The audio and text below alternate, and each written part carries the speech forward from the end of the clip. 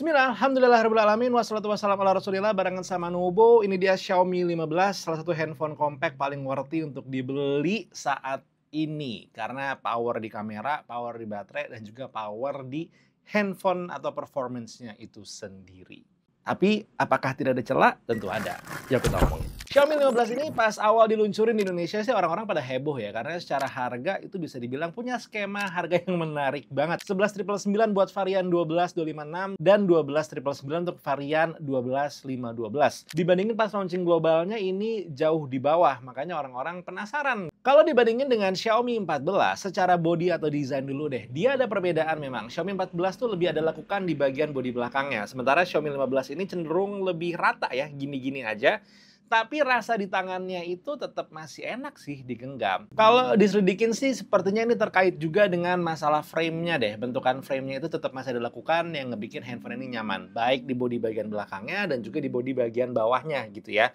Jadi rounded edge gini, ngebikin ya untuk hari-hari jadi lebih asik. Ukuran layarnya yang 6,36 inci juga ngebikin handphone Xiaomi 15 ini jadi salah satu handphone compact yang emang enak lah untuk daily dipakai hari-hari dengan satu tangan. Walaupun sebenarnya keluhan utamanya ini bukan di masalah layar ya, karena speksnya udah oke, 6,36 inci, udah pakai LTPO AMOLED, refresh rate-nya 1 sampai 120 Hz, udah punya berbagai macam sertifikasi seperti HDR10+ dan juga Dolby Vision. Jadi harusnya nih kita nonton gitu ya, multimediaan, pakai layarnya oke, dan juga speakernya sekarang udah extra punchy ya. Di bagian bassnya ngangkat, treble dan juga midnya ini udah lumayan jelas. Jadi ya udah enak lah untuk dipakai hari-hari.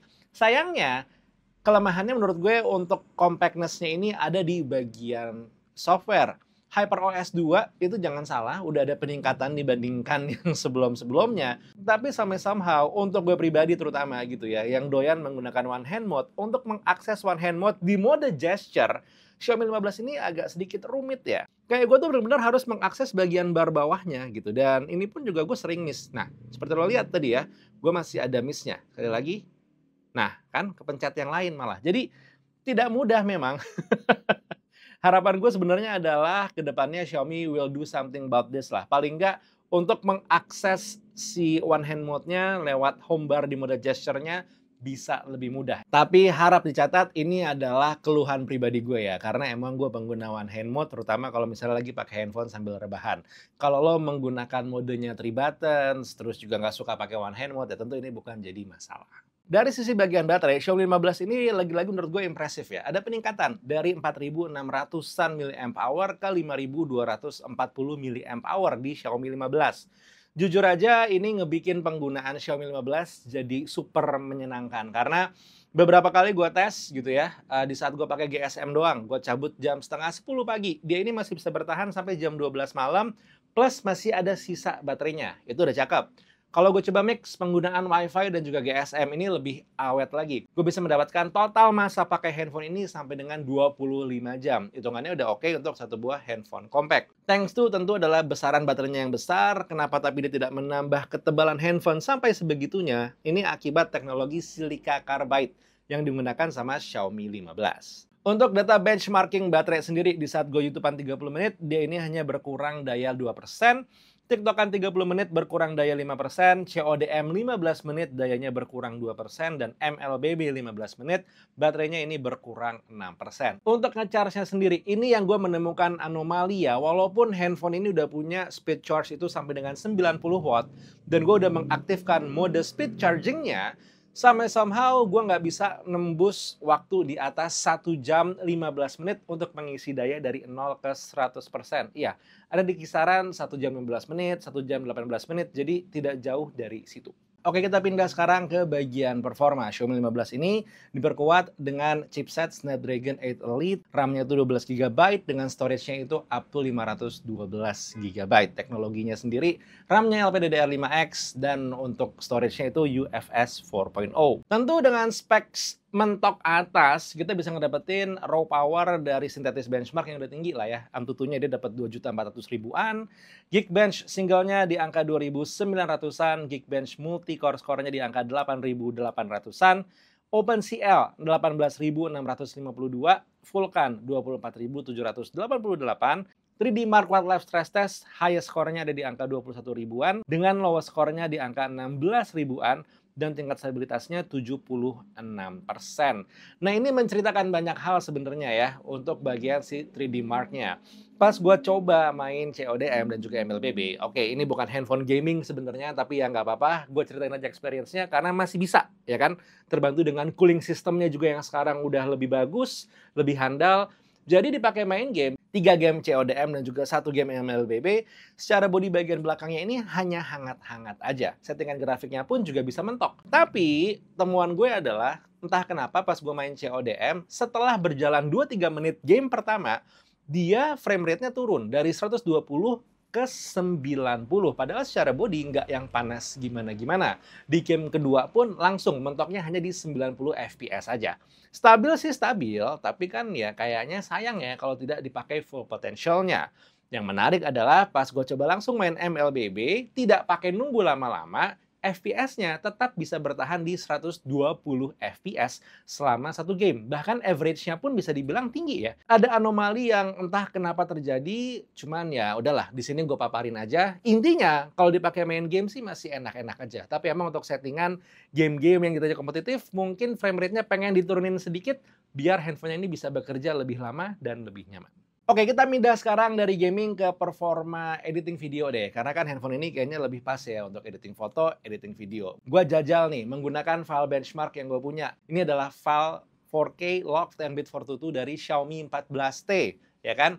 Setelah diwarnain, gue coba scrolling cepat, dia ternyata masih bisa tuh. Tidak ada frame yang patah atau laggy yang kayak gimana-gimana.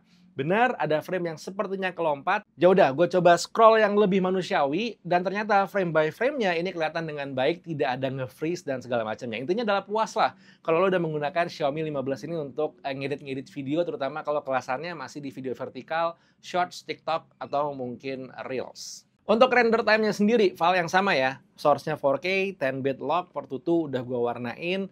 Tidak terlalu kompleks, tapi ada teksnya gitu ya. Terus gue render ke 1080, dia ini bisa menyelesaikan dalam waktu 22 detik. Jadi hitungannya, ya kalau lo emang pengen nge-push konten cepet, handphone ini bisa diandalkan. Tentu dengan usage berat aja contohnya udah aman. Kalau lo menggunakan handphone ini untuk sekedar hari-hari aja, ya enak-enak aja. Haptic feedbacknya enak, dipakai ngetik nyaman gitu kan. Swipe-swipe transisi antara WA, IG itu juga masih aman. Mungkin lo akan menemukan bug sedikit di IG, tapi ini aman karena semua IG yang ada di Android sama-sama memang bugnya itu tetap masih hadir. Tidak peduli mau itu mid-range, mau itu flagship, hadir aja pokoknya. Kayaknya nggak bisa kalau nggak ada bug. Terakhir, kita ngomongin dari bagian kamera. Wah, ini ya. Ini dia udah pol-polan banget. Xiaomi di sini menggunakan 50 megapiksel main kamera, 50 megapiksel ultra wide angle, dan juga 50 megapiksel floating telekamera. Sementara kamera depannya 32 megapiksel. Oke, gue omongin dulu di depan. Kamera depan ini paling banyak nggak gue pakai, bahkan mungkin tidak pernah gue pakai selama menggunakan si Xiaomi 15 ini. Kebanyakan gue pakai kamera belakangnya aja, karena emang lebih pengen pol-polan experience-nya. Dan bisa gue bilang, hasil-hasil fotonya sih udah oke. Ada beberapa hasil foto yang menurut gue juara banget tapi tidak gue tampilkan karena ini adalah foto-foto keluarga pas lebaran kemarin ya. Jadi pribadi banget. Yang gue tampilin adalah foto-foto yang menurut gue udah oke. Mentahannya udah enak, mau diedit juga pun hasilnya masih enak. Kalau nih ada satu keluhan yang bisa diomongin terkait dengan aplikasi kamera Xiaomi 15 adalah masalah cara Xiaomi 15 mengukur exposure. Jangan salah, untuk EV-nya udah hadir tombolnya, tapi memang gimana gitu ya, kok kayaknya cara menghitung EV-nya berbeda dibandingkan dengan handphone-handphone lain gitu. Di minus 0,3 atau minus 0,7 rasanya kadang agak terlalu gelap dibandingkan dengan handphone-handphone lain, padahal gue udah menggunakan settingan Leica Vibrant. Jadi ada kalanya untuk mengambil foto yang lebih maksimal ya gue harus nge-tap layar terus gue turunin exposure-nya secara manual. Sayang aja sih, karena kan slider EV-nya udah hadir tapi ya tetap masih menggunakan cara lama tanda kutip untuk ngambil foto di Xiaomi 15 ini. Satu hal yang juga gue sayangkan adalah untuk di mode portrait, handphone ini tidak memiliki EV toggle ya, yang dimana menurut gue sebenarnya itu akan sangat ngebantu. Jadi lagi-lagi ya cara paling gampangnya adalah nge-tap layar terus tarik exposure-nya turun. Lagi-lagi nih mungkin jatuhnya adalah, keluhan pribadi, tapi ya mana tahu ada yang sama kayak gue, jadi ya gue jelasin aja lah, satu atau 2 hal yang sedikit jadi catatan untuk si Xiaomi 15 di bagian aplikasi kamera. Now granted with that, seperti gue bilang, ini adalah satu buah handphone compact yang memang sangat worthy untuk dibeli, setidaknya dari penggunaan gue pribadi gitu ya, semuanya paket lengkap kecuali catatan-catatan tadi gitu ya, kayak misalnya bagian EV, terus juga bagian one hand mode dan segala macam. Tapi itu jatuhnya adalah keluhan-keluhan pribadi yang mungkin gua nggak tahu deh apakah lo juga merasakan keluhan yang sama atau tidak. But then again, itu adalah cerita gue tentang si Xiaomi 15 kali ini. Lo punya cerita yang lain juga yang pengen di-share karena barang yang sudah bertebaran di luar sana, boleh tulis di kolom komentar, kita ngobrol baik-baik, kita diskusi. Buat sekarang Taufik undur diri. Assalamualaikum warahmatullahi wabarakatuh. Bye.